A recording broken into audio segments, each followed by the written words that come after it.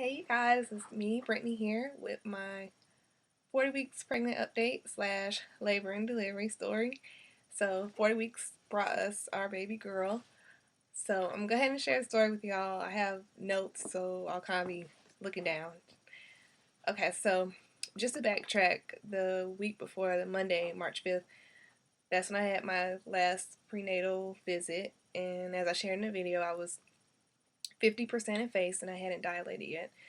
So just really tried to kick things into gear by trying raspberry leaf tea. I was doing more walking. I was walking like an hour a day and just doing the birthing on the birthing ball.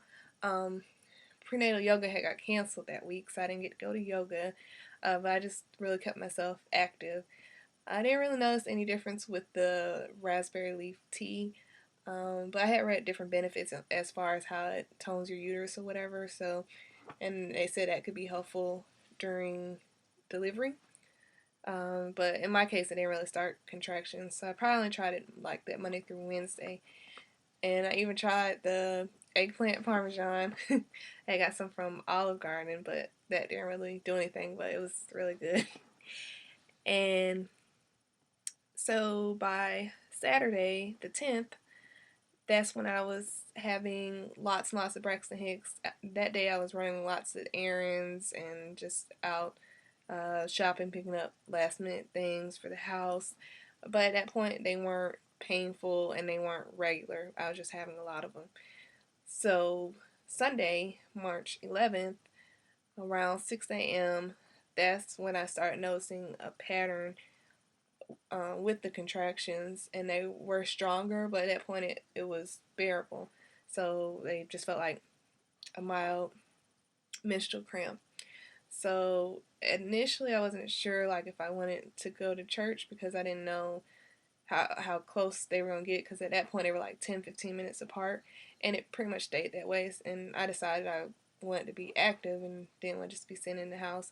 So we went to church, and then after that my husband and I, we walked around the mall for like an hour and a half, went and got ice cream, and at that point, by the time we got back home, it was like 7. So during this time, from 6 o'clock that morning to that point, had still been like 10-15 minutes apart. Occasionally they were a little bit under the 10-minute mark, but for the most part, they stayed in that regular pattern of 10 to 15 minutes. So at that point, they were getting stronger, but it was still bearable. Um, so I would say around 9 that evening was when it was just getting a little bit more intense. And at this point, I mean, I hadn't really been able to sleep through them at all because they were pretty strong. And I had been in touch with my doula throughout the day, and she was just, saying to let her know when I wanted her to come over. So around 9 that evening, I went ahead and ate or whatever, because I knew between Sunday and Monday I was going to have her from how my body was doing. So, and I know at the hospital you can't really eat while you're in labor. Um, then around 11 is when I had the doula come over because it was just really intense. I ended up throwing up what I ate. I had quite a bit of vomiting, quite a bit of diarrhea. Just, I guess my body just clearing out for getting ready for the baby. So at around midnight, I would say, that's when I had bloody show, which it was a little bit more blood than what I expected just from reading about it. And it might sound gross, but I actually had my doula look at it, to make sure it wasn't just, too much. But she said that was normal, and she wasn't like grossed out by it. And so I definitely noticed the pain level changing after I had that. And probably at this point, contractions were like 5-6 minutes apart. She encouraged me to go ahead and take a shower, which that did kind of help with the pain. It wasn't as intense. in the shower with the hot water running that night or whatever. My husband, he didn't really think we would be going to the hospital that night, and my dude was like, "No, she's definitely in labor." She's like, "It's early labor, but she's definitely in labor." So around 2 a.m. is when we went to the hospital. So I had pretty much, labored at home and away from a hospital from 6 a.m. From 6 a.m. Sunday to 2 a.m. Monday. So when we got to the hospital, the nurse, she asked me if I had if I was dilated at my last prenatal visit, which I wasn't. Like, she just, I don't know. Her shift wasn't ending until 6:45, but she was acting like she didn't really want to check me, and it was like, what difference did my previous appointment make if it's a week later, you know? So once she checked me, I was 1 to 2 centimeters dilated, and I was still 50% effaced. So she told me she would contact my doctor, and she said most likely the doctor would send me home. So she called my doctor, and that was the case. My doctor just said that she would see me at 8:45 at the doctor's office, and she said unless something exciting happened, like my water breaking or something, just to go home. She knew I wanted to try to do this naturally.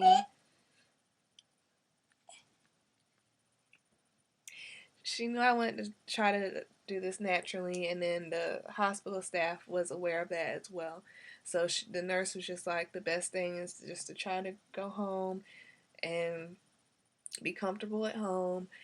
And she was telling me, with me being a first time mom or first time giving birth or whatever, she was like, it usually takes a while to even get to 4 centimeters. She was like, it pretty much took you like this whole day to get to 1 to 2 centimeters. It's probably gonna take you at least 8 hours to get to 4 centimeters. So just not very, encouraging. And at that point, I was having contractions like 2 to 3 minutes apart, and they were just really painful. They had been monitoring me, and she did say they had changed from 2 to 3 to 6 to 7. So she's like, I don't know if you realize, a difference that they are, spacing out a little bit. And, they said baby's heart rate looked good or whatever. So about 10 minutes later, my husband was helping me get my pants on so that we could go home. And as soon as he got my pants on, I threw up. And as I threw up, my water broke. And it was just a huge gush. And so my doula went and got the nurse. And from how I looked on the bed, it's very obvious that my water broke, that it wasn't just urine. But the nurse was like, okay, let me just test. She did the little, I guess it's like a litmus paper, and it changes to blue if it's your amniotic fluid. So she tested that, and she's like, yep, your water broke, and kind of like, duh. So, anyway, I was then admitted to labor and delivery, and she checked me again, and I was 3 centimeters and 70% effaced. So it was just really, really intense. I was telling my doula, I'm like, I can't deal with this pain. I'm gonna need some type of relief, because at that point I was tired. I'd been up since 6 in the morning, and just dealing with some form of pain all throughout the day, and I just really wanted to rest. And so initially she was kind of ignoring me. She's like, just breathe through it, and your body was designed to do this. And I just wasn't trying to hear that at that point, because I was just, it was really excruciating for me. So I asked the nurse, um, what other options I had besides the epidural, because I didn't want an epidural. So she said I could have, I believe they pronounce it Stadol or Nuvain, but it would be up to what my doctor decided to give me. So I had been thinking about it for a while, because I know when you have um, the pain medicine injected through your veins like that, and especially if it's something that makes you drowsy, it can make the baby not as alert when they come out or whatever. So I had some concerns about that, but I was just in a lot of pain. So eventually I did ask for it. I wasn't hooked up to an IV at all. I just had what they insert in the arm or whatever. So I wasn't really hooked up to a machine.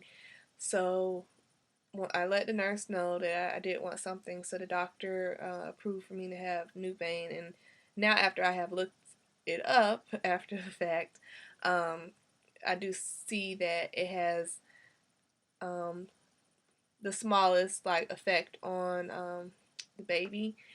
And they were telling me that it would probably only last like 1 to 2 hours, and that it was just gonna take the edge off, and it would make me a little drowsy. So I don't know what time I received that or whatever. So it did make me drowsy. They put an oxygen mask on me because they said that sometimes with that, that moms don't do the deep breathing like they should. But I was still very much aware of my contractions. They weren't, like she said, like it took the edge off.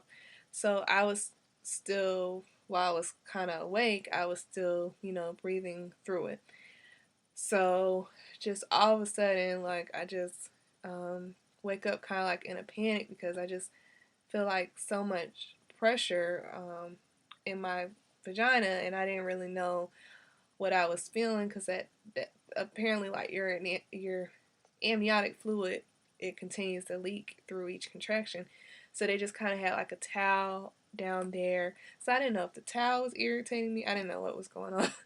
So, and I didn't think it was time to push because, I've always heard that it feels like a bowel movement, which I didn't feel that. And maybe I didn't feel that because I had been going to the bathroom so much. So I just, all this pressure and burning, with my vagina. So anyway, the nurse, she looked at me or whatever. She checked me. And at this point, I don't know what time I was administered the Nubain, but it had only been an hour later. So at this point, I was 8 to 9 centimeters. So they were just really shocked that I had gone from 3 centimeters to 8 to 9 within an hour. And I just think during that brief hour, it kind of just gave my body a chance to kind of relax because, I've heard that when you're not relaxing during labor, that can kind of hinder your progression.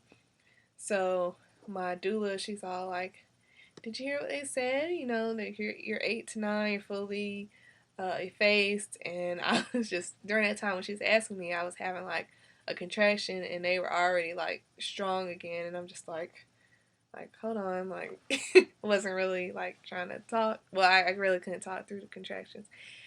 So I just after that I just really felt like I needed to push, but it didn't feel like a bowel movement. It just felt like I needed to get something out of my vagina.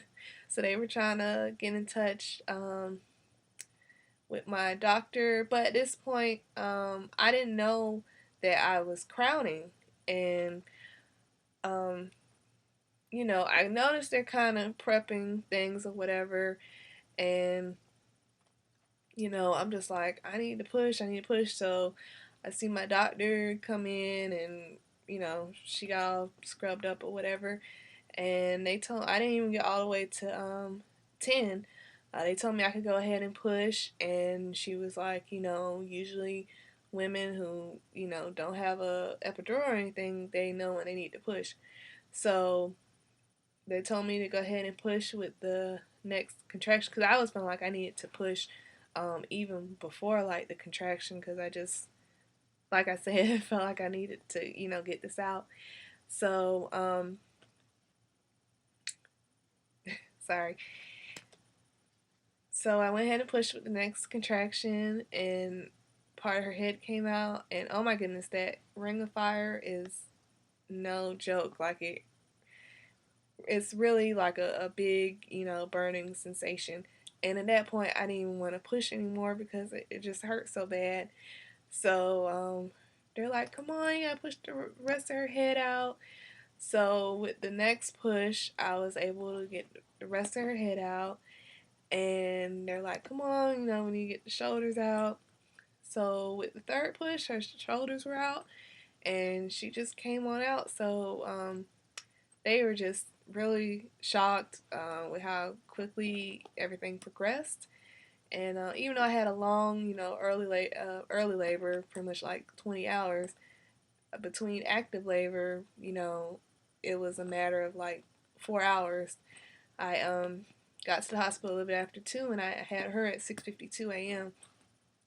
And so got her out in 3 pushes, and they said that it was like less than 10 minutes. And my doctor was saying lots of moms take maybe like an hour, hour and a half to push, even without an epidural, even with being able to feel it. So just really impressed. I didn't tear, but I did get what they call skid marks. So it's like abrasions in your vaginal area, which I'll talk about that more in a postpartum video. So, and got the placenta out with one push. Didn't have to have like Pitocin or anything. So it just went really well. After I had visits, after my doctor came by each day, and she was just saying how, you know, she had been talking to everyone about how well it went and how they wish like every, you know, uh, labor and delivery went like that. But she was just really shocked. She said she really thought she was going to see me at the appointment. So, Miss Trinity was 5 pounds and 14 ounces and 20 inches long. And I will go ahead and show her to you guys.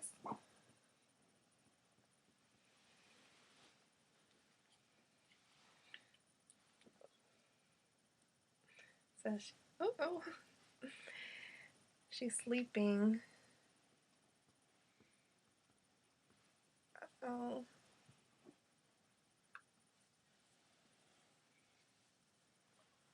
so here's Miss Trinity Annalise.